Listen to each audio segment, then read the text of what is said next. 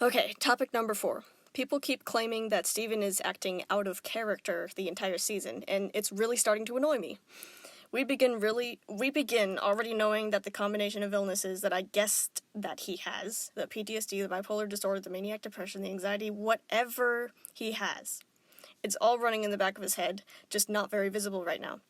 Even though I'm not a doctor and probably don't know the perfect diagnosis for him, I do know that the symptoms are things like angry mood swings, states of euphoria followed by depression, panic attacks, and the general bad reactions to stress, whereas Jem tries to attack everything because it thinks he's about to die.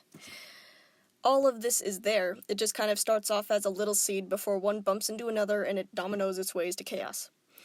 In the first few episodes, he is having problems with his Jem going, "Oh, stars, we're in terrible danger, sound the alarm!" and helping him through the first Jasper fight whenever he needed to save everyone as Smoky Quartz, fighting Bluebird and trying to keep everyone from leaving, and then just being mad at the cactus for spilling his secrets. During all of this, though, two problems seem to be circling around. The losing his touch thing and the mom role model was actually a terrible person idea are now merging together into, look how bad I'm doing, I'm becoming just as bad as Pink Diamond. And on top of that, he feels like he's useless and everyone is leaving him, and that he's becoming a burden to them because he ruined the graduation. The cactus subconsciously teaches him that telling people about your feelings will only lead to bad things, which puts a mental padlock over ever opening up to the gems. It doesn't matter how sweet you were as a kid, Steven is allowed to be mad. He's not a perfect angel. All this stuff piling up is making him furious. But if you actually go back at the episodes, you can see that all of his intentions were good, and he even tries to make up for it inside the earlier ones. The problem is that his idea for making up for it soon turns into just not bothering anybody and making sure that they never figure out what's going on, because he wants his family to move on to bigger and better things and doesn't want them to get dragged back to square one because he's having problems. The only thing I'd really fix for the first half of Future is to mention Bluebird and Mean Lapis again.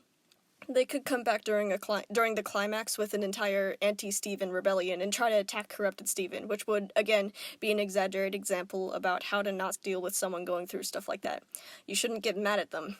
It would have been a good opportunity, but sadly it didn't end up happening. Don't worry though, I'm going to be adding that into the rewrite that I'm doing for Steven Universe Future's ending. Anyway, so where things really started to go wrong for Steven was Together Forever. Steven literally proposes to Connie. He is 16. Now, I do have an explanation to where this thought process for this went. Remember, Steven has never been properly exposed to human culture. He lived with gems his whole life. He didn't go to school, he didn't interact with kids his age much, only Lars and Sadie, and he didn't even go to the doctor until growing pains. So Steven literally had no idea what he was doing. Here are all the examples of when he was told what a wedding is. Greg never got married, so it's not like he had an adult example for him. He mentioned during an episode that I can't remember that Lars and Sadie were married, even though they weren't. Even though this was sort of a joke because of how kids seem to think that a girl and a boy who work together must be married, but it also shows that he thought that these teenagers were married. In the episode with Andy, Pearl obviously didn't know what marriage was either, with the whole, "We heard you like marriage, so we thought, why don't we just all marry each other?" And even though Steven seemed to sense that wasn't right, nobody clarified for him how actual weddings worked, so he still didn't get any hint about that it's for adults only. The only wedding he'd ever witnessed was Garnet's, and it played out very fast the moment that Ruby figured out what weddings were. He learned from that event that he loves the idea of weddings, and he loves the unity between two people. He loves, love. In the actual episode of Together Forever, neither Ruby nor Sapphire mentioned once that Steven was too young to get married. In fact, they were doing quite the opposite. They were encouraging him. So he probably thought, oh, since one of my mother figures doesn't have a problem with it, that must mean it's fine. So he's never had the idea of marriage being saved for adults before. All he knows is that he loves Connie and that she's moving away, and on top of the idea that he's only been happy whenever he's Stefani with her, so he wants to be united with her forever. In his perspective, this is a perfect idea. If you stop and just look at it from his view, it's not as crazy as some people make it out to be. Steven has no idea what marriage is, other than a proclamation of love. The only thing that's less Steven-like is his reaction to it. Connie turns him down with a, "It's not a no, it's not now," and he thinks that means no. Connie does mention we're really young, but I don't think that she makes it clearer and explains to him that that's for adults. That's not her fault, of course. I think that Connie handled that situation almost flawlessly, but she did not realize that Steven was confused about how marriage worked. Anyway, so in Steven's perspective, Connie doesn't want to be with him yet, so that must mean he's not trying hard enough. Although Garnet explains to him how your partner is your complement, not your missing piece, he's still very clearly hurt by the rejection and doesn't understand why she rejected him. Also, as an added note, can we stop getting mad at Garnet for saying to not listen to Ruby and Sapphire? Hasn't the series made it very clear that a fusion is their own person? Garnet isn't Ruby and Sapphire in a trench coat, she's Garnet, and can have a very different opinion from those two lovebirds.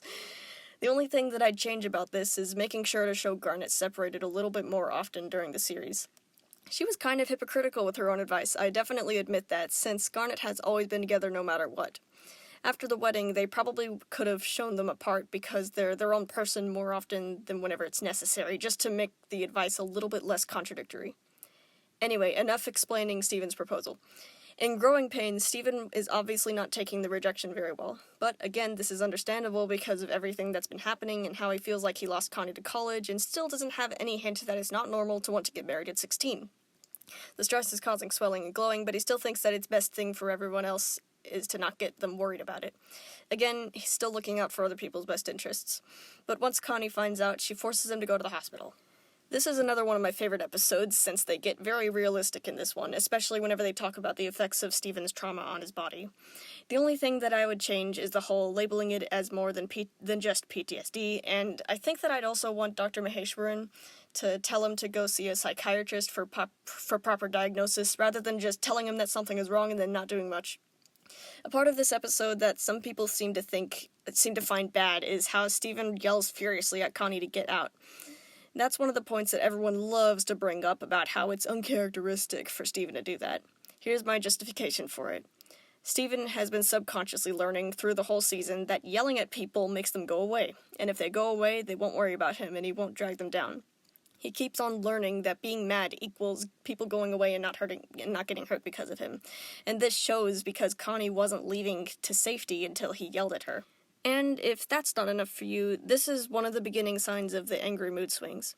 Again, more cartoonish exaggeration. People that are going through stuff like this will get mad and snap at their loved ones, only to regret it later. It's an imbalance of hormones. They can't help it without treatment, which Steven has been avoiding.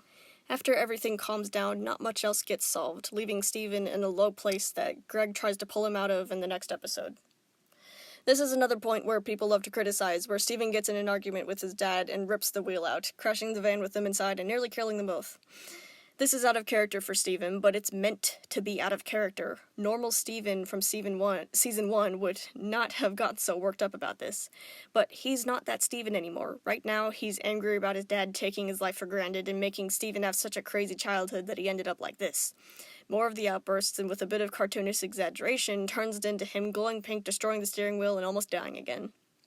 It is supposed to be a strange thing for Steven to do. That is part of the problem. That is what they are trying to get across, about how different and dangerous Steven is compared to what he was before, and how they need to fix it before it gets worse. People in real life act like that. They become a completely different person whenever something's going on, and they need to figure out how to fix it before something bad happens. But, of course, he thinks that the best way to help everyone is to stay away from them, so instead he ends up running away in fragments. There's more cartoonish exaggeration whenever he goes to Jasper to learn a bad coping technique. Her way of letting her anger out is to attack things, and she teaches Steven to do the same thing. This just ends up making him insanely powerful, which leads to a fight where he literally kills her. All of this whole episode, pretty much, is more of a metaphor for the audience than anything. They weren't telling you that people with mental illnesses murder other people. The point of it was to tell you that this is a bad idea, and you shouldn't be suppressing everything and then letting your anger out on destroying stuff, or else something bad will happen. It is an example of a bad coping mechanism. It's meant to be out of character. He's meant to be getting to his worst point. It's all supposed to be a metaphor. Stop freaking out! So, topic number 5, how they ended it and how I'd fix it. This topic probably has the most editing that I have for it because, and I feel like everyone else I started at fragment. I am now that I think about it, it's a whole lot of